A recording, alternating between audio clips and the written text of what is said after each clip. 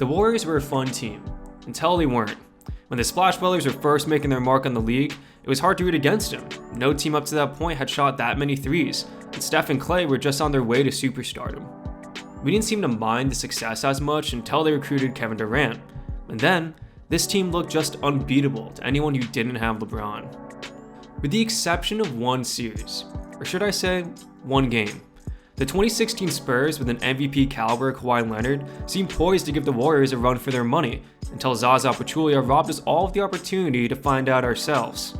But did the 2016 Spurs have the ability to not only win that series, but cut the Warriors dynasty short?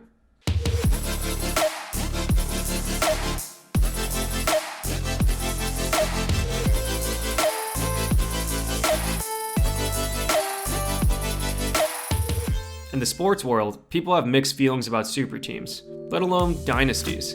It could be because of cheating scandal, or unpopular players, or just the fact that everyone's sick of them winning all the time. For the Warriors, things definitely fit under that third category. After a 73-9 season, the addition of KD wasn't received well at all, and if they weren't already, they were now the clear favorites. On the other hand, the Spurs were on the tail end of a dynasty themselves. The core group of Tim Duncan, Manu Ginobili, and Tony Parker had altogether captured 4 titles, and then when they add Kawhi Leonard, captured their 5th in 2014. That 2014 title should not be glossed over either. They demolished a Big 3 Heat team in maybe the most blatant display of outclassing a team fundamentally, a LeBron super team no less. That team featured a young Kawhi Leonard that was growing into an MVP caliber player, and would even win Finals MVP. Fast forward 2 years later, and he's nothing short of that. Despite Tim Duncan's retirement in the year prior, the 2016 Spurs were coming into that season looking very promising. They had filled in Duncan's role by signing LaMarcus Aldridge the year earlier, and ran seriously deep. Parker and Ginobili were still kicking, and don't think we forgot about Boris Diaw, Mr. Fundamental himself. The team would win 61 games with Kawhi scoring 26 points a game. They were stellar defensively, especially around the perimeter. Everyone knew their role and did it well. They would even take 2 of 3 games off the Warriors in the regular season. Golden State, however, would win 67 games, with the death lineup of Steph, Klay, KD, and Draymond averaging 83 points a game.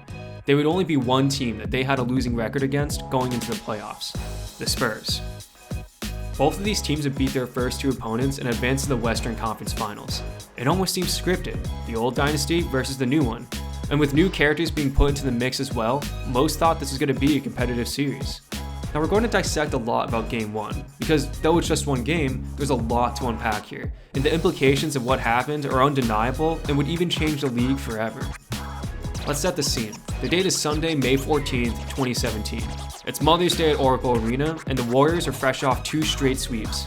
All is well in Golden State.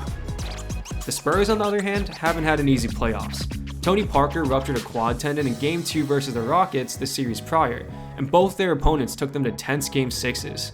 Kawhi's ankle is already bothering him going into the Western Conference Finals. But as soon as the game tips off, the Spurs show absolute dominance.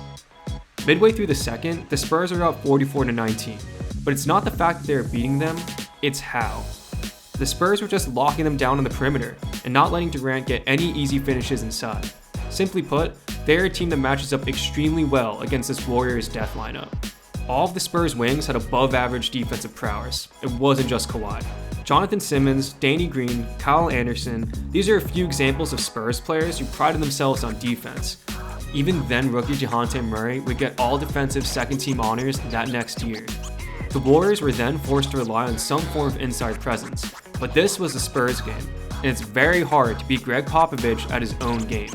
Especially while Kawhi was in, the Spurs forced the Warriors to slow down their usual pace of play, leading to turnovers due to them being outside of their comfort zone. On the flip side, the Spurs were destroying the Warriors in the paint. It didn't matter when Golden State would hit the occasional 3 because the Spurs were getting guaranteed buckets by feeding Aldridge or slashing to the basket. This all sounds simple, but it takes the perfect defensive-minded squad and mastermind coach to implement it perfectly. The Spurs might not have been the best matchup against any given team, but they were made to beat this stacked Warriors team. Not to bring in an unnecessary Jordan example here, but he faced teams his whole entire career specifically assembled to beat him. And in this way, the Spurs did this with the Warriors. With Kawhi, it looked like after Game 1 that they would improve their record against the Warriors that year to 3-1. He was that good. but with one dirty play, everything went south very fast. The loss of Kawhi was devastating. I mean, he was the cornerstone for what they did on both sides of the court. After all, every team needs that guy that can go get a bucket, and the Warriors had 3, and the Spurs had just lost their 1. This team then looked like a Cavs team without LeBron, and after another brutal injury with David Lee tearing his hip flexor in Game 3, this series was just a wash. But let's say Kawhi's ankle stays intact. There was no evidence leading up and during this game that the Warriors had answers for this defensive formula. When Kawhi was in the game, the Warriors were down by 21 and were frankly getting their asses kicked once again like they did during the regular season. And this was Game 1 at home for the Warriors. This series would then be the Spurs' to lose. If they were defeated, the Warriors would experience yet another disappointing postseason, having blown a 3-1 lead in the finals that year prior.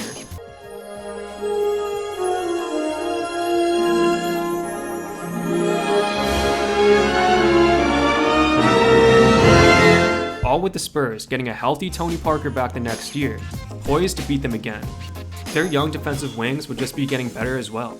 The Kawhi holdout fiasco probably doesn't happen the year after that too, but now we're stretching too far ahead.